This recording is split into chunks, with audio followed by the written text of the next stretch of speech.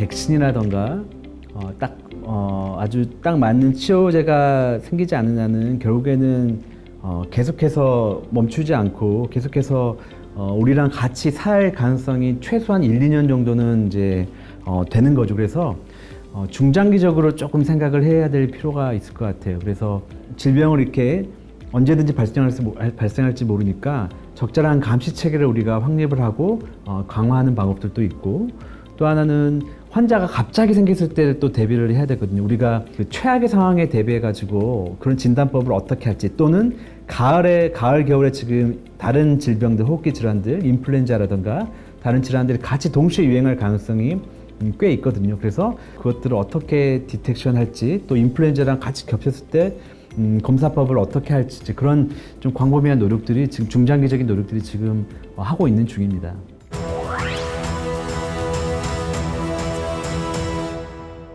나라마다 좀 인플루엔자라든가 같이 유행한 호흡기 바이러스에 대한 좀 각 국마다, 각 대륙마다 조금씩 차이는 있고요.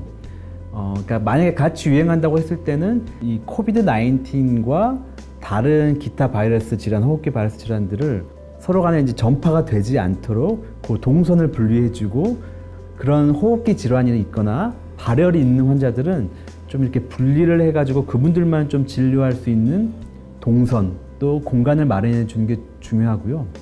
우리나라도 지금 준비 중에 있는 게 호흡기 클리닉이라는 걸 지금 준비를 하고 있고요.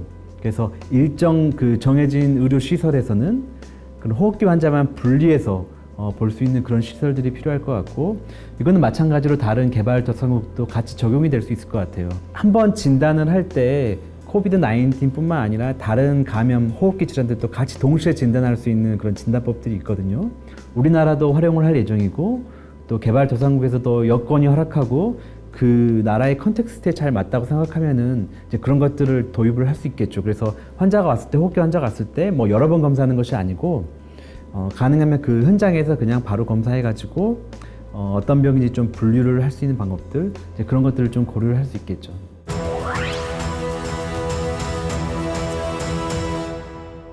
우리나라 같은 경우에는 지금 뭐 말라리아라든가 HIV가 그렇게까지 문제가 되고 있지 않지만은, 개발도상국 같은 경우에는 뭐 WHO나 유니세프의 뭐 보고에 따르면은 지금 코비드 19 때문에 의료 체계가 지금 어느 정도 잘 작동을 하지 않는 그런 기미가 보이고, 실제로 그런 현상들이 나타나고 있기 때문에, 예를 들면 HIV가 6개월 동안 항바이러스제가 공급이 만약에 안 된다고 가정을 했을 때는 70만 명, 60만 명 정도 사람들이 이 질병 때문에 추가적으로 사망한다는 그런 모델링 결과도 있고, 말라리아도 마찬가지인데 개발도상국에서 이 모기장이 제대로 공급되지 않고 항말라리아 약들이 제대로 공급되지 않으면은 굉장히 많은 몇십만 명의 사람들이 사망할 수 있다는 그런 연구 결과들이 있거든요.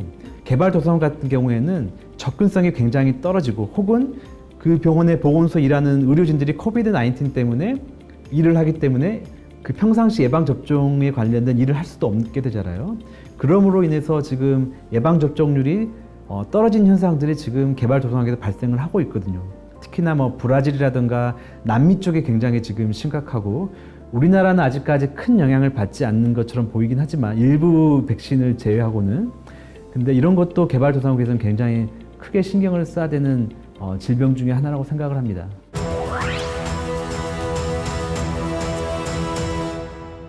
초과 사망률이라는 건 우리가 매년 이제 사망이 어느 정도 수준의 각 국가마다 이제 발생을 하게 되는데, 올해 예를 들면은 올해 우리가 기대하는 평균치의 사망 수치가 있습니다.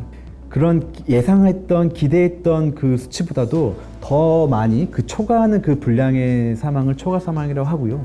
코비드 19 때문에 생긴 여러 가지 파장들이 있잖아요. 의료 체계가 무너진다거나, 예를 들면 환자가 갈 병상이 없다거나, 그런 또한 접근성의 문제 때문에 다른 질병으로 돌아가시지 말아야 될 분들이 또 사망하는 경우가 생기는 거죠. 초과 사망이라는 게 중요한 이유가, 이 초과 사망이 어느 정도 되냐에 따라서 그 나라의 그 지역의 의료 시스템이 잘 버텨내고 있구나, 아니면은 이게 지금 과부하가 걸려가지고 작동을 하지 않구나, 그거를 좀 유추해 볼 수 있는 자료이기 때문에 굉장히 중요한 단서가 될 수 있는 거죠. 지금 우리가 갖고 있는 의료 체계가 그 초과 사망률이 이만큼 높기 때문에 우리의 의료 체계가 굉장히 과부하를 지금 겪고 있구나. 이제 그런 상황을 파악을 하게 되면은 그 과부하를 줄이기 위한 여러 가지 이제 추가적인 노력들이 필요할 수 있는 거죠.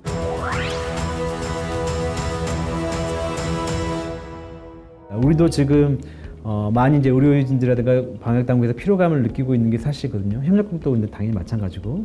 그래서 한 가지 좀 제안드리고 싶은 거는 우리 개발도상국에는 많은 협력국에는 마을 보건요원이라는 게 있습니다. 그러니까 그 부르는 명칭은 굉장히 나라마다 다르긴 하지만 커뮤니티 헬스 워커, 뭐 빌리지 헬스 볼런티어 뭐 이렇게 부르기도 하고 그런 체계들이 있는데 그런 분들을 좀 활용할 수 있는 여러 가지 방안들을 좀 생각을 해보실 수 있을 것 같아요. 지리적인 환경 때문에 의료인들이 접근하기 어려운 지역도 굉장히 많이 있습니다. 그래서 그런 경우에는 그 지역에 활동하고 있는 마을 보건들을 활용을 해가지고 환자를 빠르게 이제 발견하고 혹은 그 환자 접촉자들을 그런 마을 보건요원 그 시스템을 통해서 잘 하는 방법들. 그래서 취약계층이 가장 사망률도 높고 가장 이 코비드 19 때문에 피해를 받는 분들이거든요. 그래서 그런 분들을 대상으로 해서 의료 서비스를 확장한다거나 또 적정한 의료 서비스를 제공하고 의료 서비스의 전달 체계를 좀 조정을 해가지고